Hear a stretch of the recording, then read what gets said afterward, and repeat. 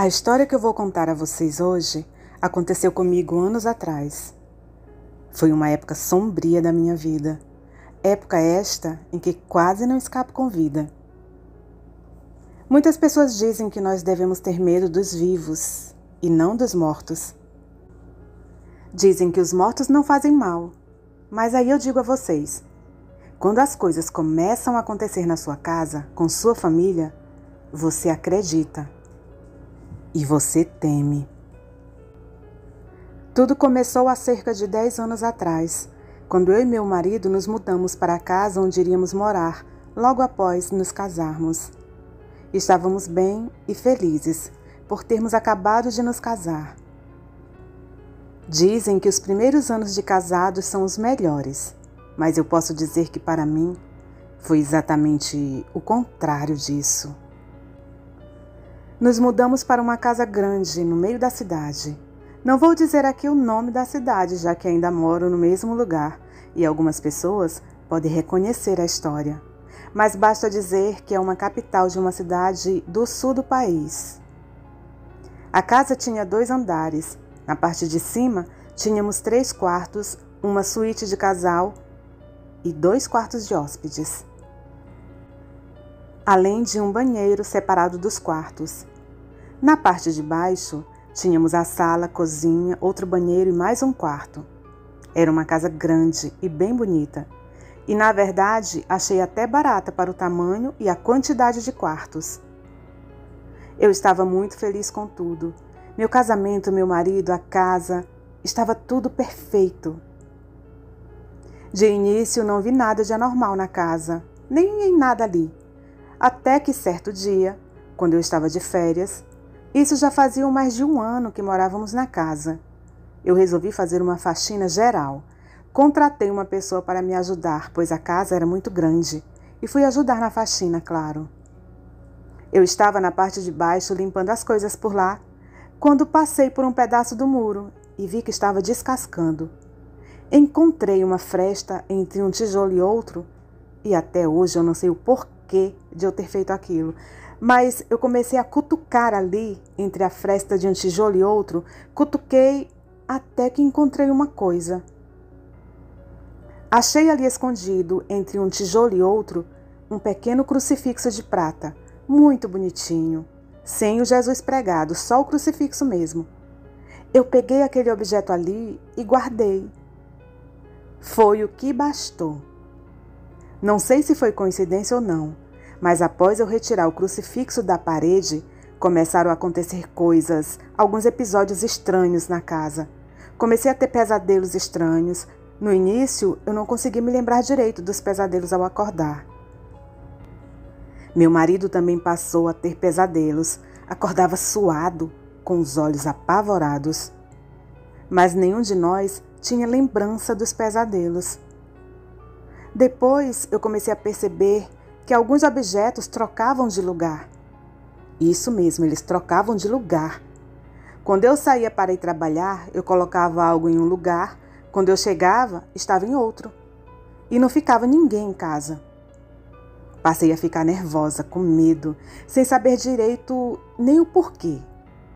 Roberto também passou a ficar nervoso, tinha medo de dormir.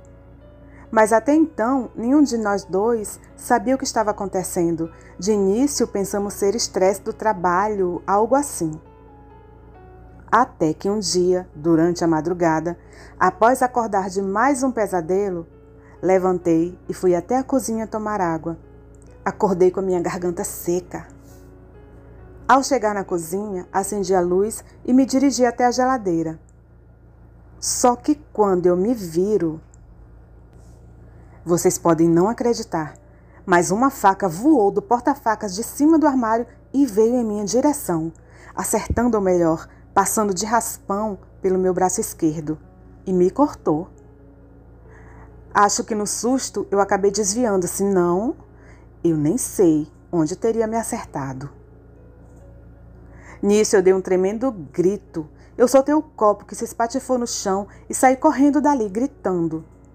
Quando encontro com meu marido na escada. Ao me ver sangrando, ele se apavorou. Perguntou o que havia acontecido, se tinha ladrão na casa. Eu respondi que não. e muito assustada ainda, eu corri para o quarto. E lá contei para ele que ficou um tanto desconfiado com a história. Ele me perguntou se eu não havia encostado sem querer no faqueiro ou algo assim. Mas não, eu tinha certeza do que havia acontecido. E ainda tivemos que ir ao pronto-socorro e acabei levando 5 pontos no braço. Daí em diante, as coisas só foram piorando. Copos quebravam na pia, do nada. As coisas sumiam do lugar, apareciam insetos de todo jeito na casa. E haja inseticida. Até que um dia eu fui até a casa de minha mãe e contei a ela tudo o que estava acontecendo. Ela, como uma católica fervorosa, pediu que eu falasse com meu marido para autorizar que um padre fosse até a nossa casa dar uma bênção na casa. Roberto não se opôs, afinal nós dois éramos católicos mesmo, e uma bênção é sempre bom. Dias depois, o padre veio, fez várias orações, aspergiu a casa toda com água benta, nos deu 2 medalhas de São Bento para mim e para meu marido usarmos sempre, pediu que criássemos o hábito de lermos a Bíblia em nossa casa e fazermos orações sempre antes de dormir. Por um tempo as coisas melhoraram, mas não demorou muito para que eu passasse a ver vultos pela casa. Às vezes, quando eu acordava, eu ficava em pânico, com a impressão de estar sendo vigiada, observada. Eu já estava chegando no meu limite. Eu não conseguia mais ficar sozinha em casa. Eu não conseguia dormir bem. Minha vida estava uma derrota. Um dia, eu fui conversar com uma vizinha para saber mais sobre a casa, se ela sabia o que havia acontecido naquele lugar para que ele ficasse assombrado. Ela me disse que saber não sabia muito bem, mas que ela já tinha ouvido falar que aquela casa era assombrada e que a antiga dona havia feito um ritual de purificação ou de proteção ali e que depois disso a casa havia ficado normal. E ela não estava entendendo porque havia começado tudo de novo. Ela me falou que não sabia realmente o que havia acontecido. A antiga dona se recusava a falar sobre. O máximo que ela falou à vizinha foi que a casa estava sob controle. Eu voltei para minha casa assombrada e pensativa. Até que me veio à mente o tal crucifixo. Será que ao retirar aquele objeto, eu havia quebrado sem querer a tal proteção da casa? Eu fui até a gaveta onde eu havia guardado o crucifixo e ele não estava mais lá. Procurei em todas as gavetas e nada. Perguntei ao Roberto quando ele chegou em casa e nada. Havia sumido, evaporado. E as coisas continuaram acontecendo, até que não aguentamos mais. Decidimos alugar outra casa. Dessa vez, fomos para uma casa menor, mas também muito aconchegante. E o bom de tudo é que nesse novo lar podemos ficar em paz, dormir direito. E consegui um novo emprego, porque quando eu estava na casa assombrada, ela estava me sugando. Eu estava sem energia, doente, e acabei sendo despedida do meu emprego. Mas depois disso, nos mudamos e ficou tudo bem, graças a Deus. Mas antes de nos mudarmos, levei sal para a casa nova. Lavamos a casa toda com sal e água com anil. Assim me ensinaram para tirar as energias ruins da casa e pedimos que o padre fosse dar uma bênção na casa. Só por garantia mesmo. E deu tudo certo. Hoje já temos nossa casa própria, temos 3 filhos e temos uma vida boa. Graças a Deus. Mas ficou a experiência, não é? Não sei o que havia naquela casa, não sei o que realmente aquele crucifixo estava fazendo dentro daquele tijolo no muro. E não sei para onde ele foi. Só sei dizer, caros ouvintes, que o sobrenatural ele existe e quem tem contato com ele muda drasticamente. O medo passa a fazer parte de nossas vidas. Tenham todos uma boa noite.